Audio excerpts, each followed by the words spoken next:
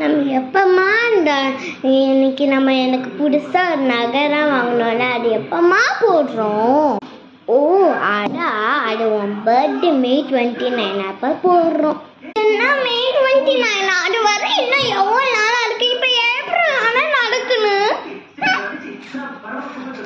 அது மட்டும் இல்லாமல் 11 இல்லை வேற இருக்கு. ஐயோ, அதுக்கு நான் என்ன பண்ண முடியும்? நீனா இன்னைக்கு நகை வேணும் அட முடிச்சில்ல, நல்லா வேணும் உனக்கு.